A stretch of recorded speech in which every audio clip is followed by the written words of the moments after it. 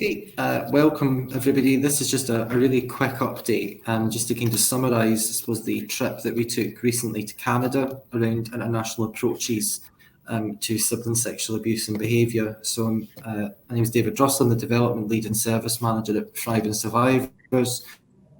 I'm joined by Professor Kieran McCartan from the University of West of England and Dr. Sophie King-Hill from the University of Birmingham. Today is really just a real update. So we posted so much in terms of social media. So it was really to pull everything together and just give a summary, I suppose, of the trip. So Sophie, I'll probably pass over to yourself just to give us a kind of run through of the different bits and pieces that we did whilst we were there.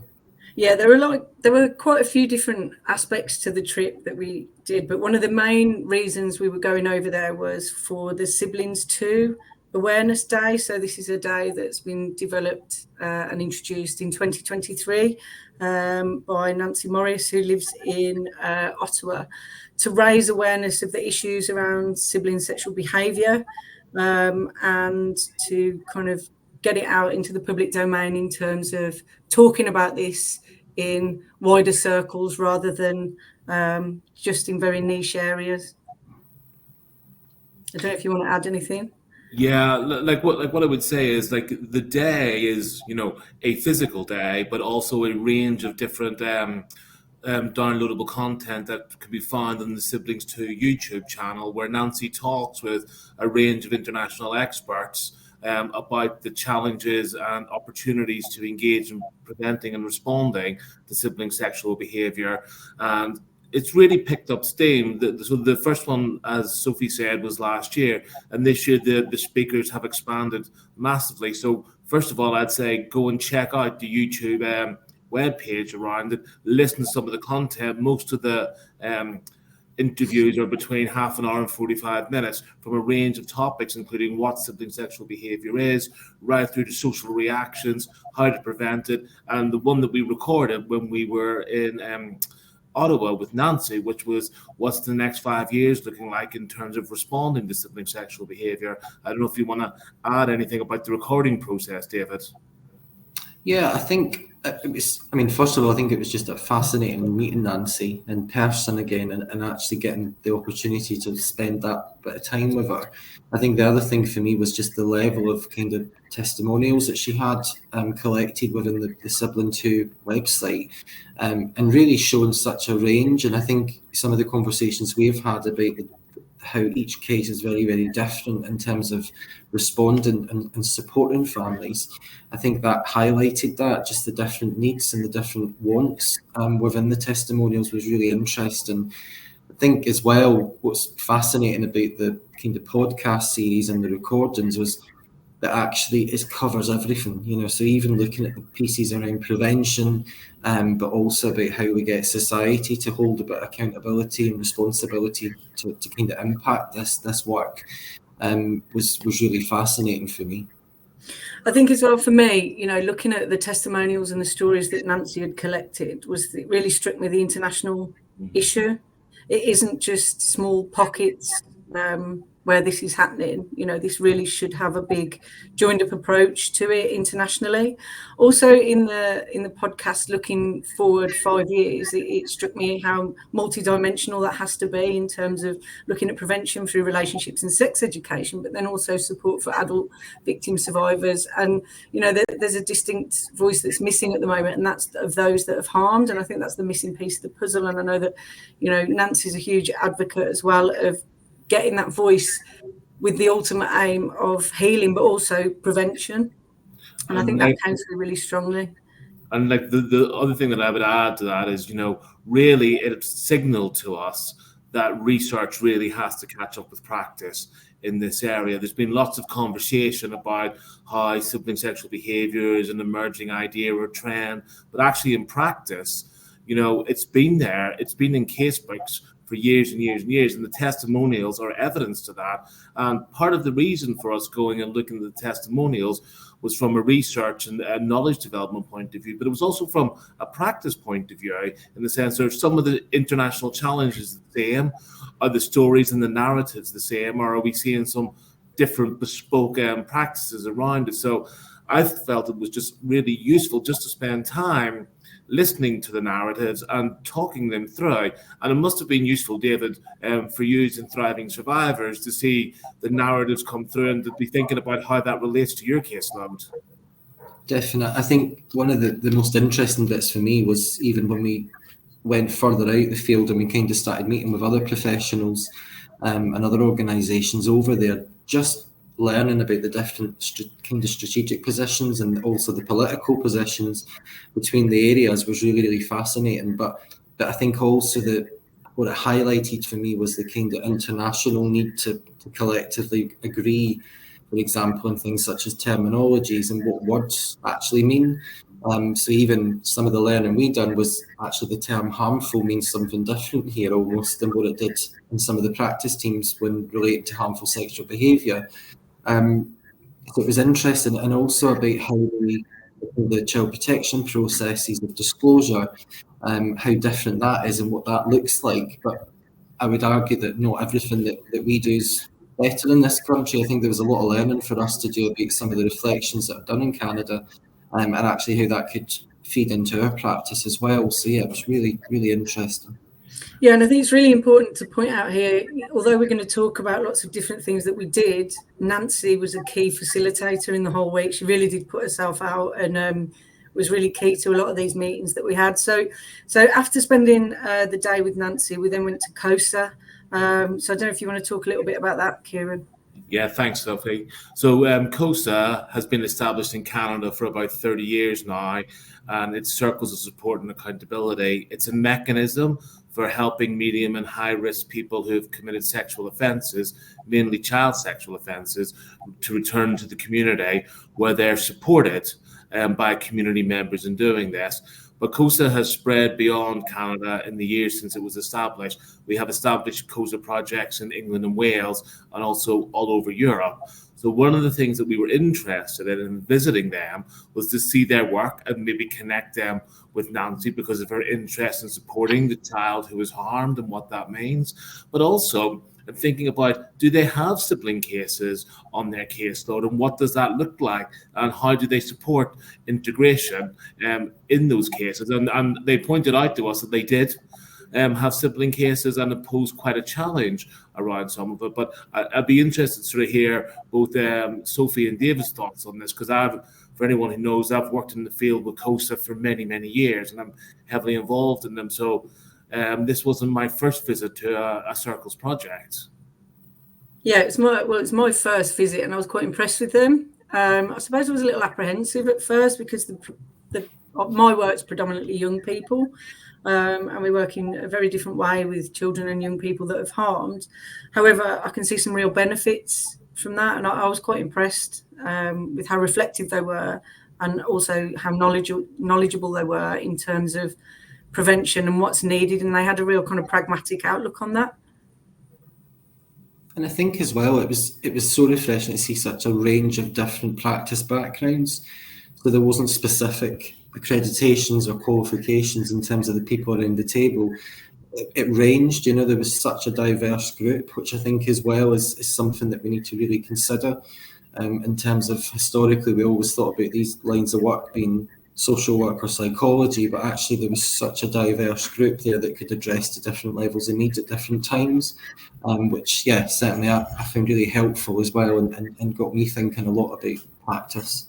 And it's interesting because, Circles drives home the message that people who sexually offend come from communities and go back into communities. So communities have to have a stake in what happens around them. But I think that also reinforces the siblings message. I think a lot of the discourses that we hear is that sexual abuse, especially harmful sexual behavior in young people, happens outside of the home.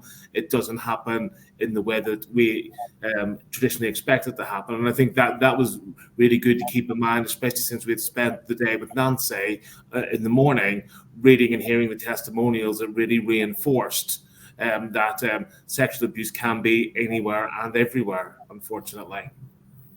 Yeah. I think, and then from there, have you got any more to add in terms of COSA? I thought you were going to. we then were really lucky enough to meet with Dr. Christine Gervais, and that really brought it home. I was really excited about her research and her work on children's rights and how this ties into the rights of the child and how children and young people have agency. And we quite often forget that when we're working with young people. And it was, you know, it was a really valuable discussion that we had with her around her research. Yeah, and I think just echoed the voice of the child. You know, a lot of the stuff we talk about here about how do we include the voice of the child and child's rights in these decision-making processes, you know, and it was, incredibly progressive as well, I think, is when you looked at the depth of the work that she was doing over there, that I think arguably that model could be put in any country, you know, almost in terms of kind of what she was trying to do. Yeah. And it really reinforced to me, certainly, some of the stuff that came out of the Home Office funded project that me and Sophie were involved in, where, you know, sometimes you heard narratives where if you were the child that harmed, you give up your rights and you give up your capacity to be worked with and cared with. And it was really refreshing to hear, you know, narratives and stories about actually how children's rights are children's rights regardless of what people have done. And I thought it was really progressive and a really interesting meeting. Yeah. It's good. And then from there, we went to the Police and Public Safety Institute at Algonquin College. I thought that was a really fascinating meeting because we met with a huge range of academics and a couple of students that are working in prevention work and are looking at different and innovative ways in which to prevent harm taking place. Yeah. And really rung a bell with me because at UWA, we do police training as well. So it was really interesting to see an alternative approach to it and what that looked like, and just the level of thoughtful engagement from not only from the students but from the staff as well. I thought was a really positive experience. And I thought, again, like miles ahead of us in terms of policing. I thought actually this was fantastic, and that actually it wasn't a tokenistic 1 hour input from an organisation. It was actually embedded in the curriculum, you know, and even the kind of Department of Victimology is a real focus within the policing training, which I think is fantastic. And doesn't, you know, it's almost embedded, so it's not a case of we've had that input this year and then it's another 12 months till we hear it again. It's just the core practice. There was something quite restorative about them as well that I really liked. Yeah, and then from there we went to the Children's Hospital of Eastern Ontario to their harmful sexual behaviour service. For me, it fascinated me that it was situated within health, and particularly within the Children's Hospital. I really liked their approach. It was really youth-centred, it was child-centred, and they really seemed to understand what young people needed in terms of progression and also healing. And they were so thoughtful and reflective. But what really interested me about being there is that they've seen their sibling cases go down, despite we know there's a high prevalence. They've seen a reduction, which I thought was quite interesting, and something that probably needs a little bit more unpicking with them. Yeah, I think it was around the identification of it. You know, I think that was one of the themes, wasn't it? And also I think it highlighted some of the issues around a health approach sometimes when you're working within health systems. And again, almost that strategic and almost like statutory-like position that you're placed in, you know, I think can highlight some of the difficulties and complexities you need to navigate, prioritising work. And it was really interesting because they really highlighted the difficulties in multi-agency working sometimes. And actually, you know, we might be starting to think about sexual abuse as a public health issue and being rooted in health and well-being, but the system hasn't really caught up. And health and justice don't necessarily talk to each other in the way that you would want them to. But the other thing that I thought was interesting is it sat at the crux of two different states and territories with Quebec and with Ontario, and both of them wanted different things and had different funding streams and had different requirements around it. And I thought that was quite interesting because it sort of made me think, although we don't see it very often in our conversations, the sort of disparities between England and Wales, Scotland and Northern Ireland in this, where we normally do broadly similar things, but there are jurisdictional issues that come into force. especially if you've got people either moving from one area to another or being treated in one area by an organisation from another. So it was really good to see that it's not only us in the UK that are wrestling with these issues, but these are very real issues in other countries too. And then I think, you know, it was really good the way that we went from there to the Youth Services Bureau of Canada. For me, it really made some key links about, you know, what's happening for young people, and they were just phenomenal. They got a 24-hour helpline, they've got support services for young people, they've got supported living, and it was just something that, you know, in this country we need to aspire to in terms of young people's mental health. But again, they weren't seeing any sibling sexual behaviour cases at all. I think they recorded one in the last 5 or 6 years, which again was quite surprising.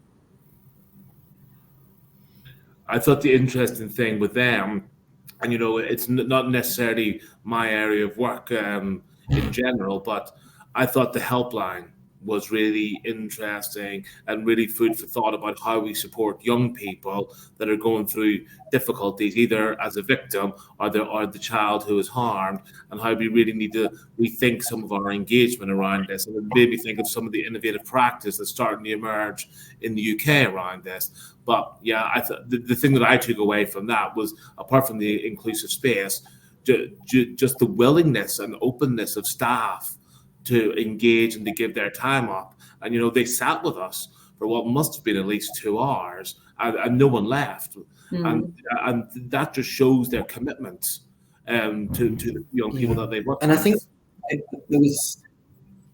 think there was also something about them, you know, that I really reflected, was that their ability to reflect as a team. So when we said about the kind of prevalence and the suspected prevalence of sibling sexual abuse and behaviour, it was really interesting how they didn't take a response of, oh, well, it just isn't here. It was very much a, well, how do we find out more? You know, there was something I really liked about them in that way of, they really wanted to get on board and move. So yeah, they just really cared as a team. You know, that really struck me, actually. I didn't want to leave. Yeah. It's just lovely. You know, we don't see that anymore here. The youth services have been decimated in the UK, and it's going to take one hell of a lot of funding, resources, intention to rebuild it to anywhere that looks like that youth service that we went to. So from there, then the next morning we got the 6 o'clock in the morning train to Montreal, and thankfully we were picked up by Anaïs. So Anaïs Cadieux Van Ville, look, my French isn't amazing. So Anaïs, if you're watching this, I'm sorry if I butchered your surname.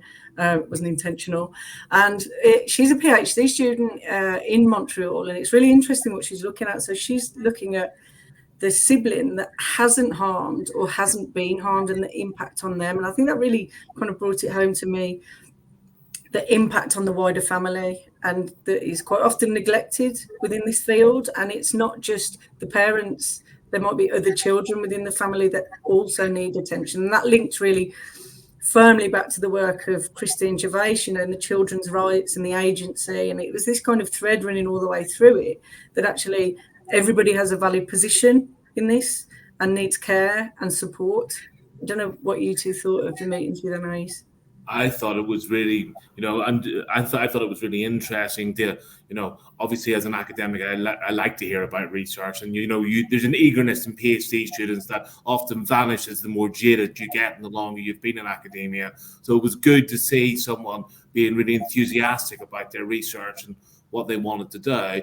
But I also think the other side of this is it really reinforced some of the conversations we had in Ottawa, because it was talking about holistic approaches and well-being, and the fact that we have to look at the process rather than the outcome. And I think sometimes in sexual violence, we spend a lot of time thinking about the index offence and the outcome of abuse, but actually we need to think about the process of how abuse happens. And actually it happens slightly differently in sibling sexual abuse cases compared to child sexual abuse or adult rape. So I think that was really interesting, and I think when her results come out, she'll have some really useful and insightful pieces of information that will really help the field. And then finally, we went to the University of Montreal, to their Centre of Criminology, to talk a little bit about the research that we've been doing, the findings that we've got, and the things that are happening in practice. And there were quite a good number of academics and practitioners in that talk, and it was really interesting. The questions after I thought were really fascinating, and also the different line of work that everybody was in, that some of them have never heard of it. And again, it came up again, it is that taboo, isn't it? Even people working in the sexual violence field have not heard of it.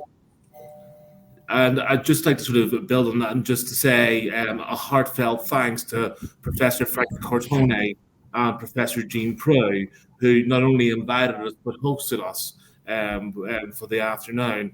And it really was just interesting and fascinating to have this discussion.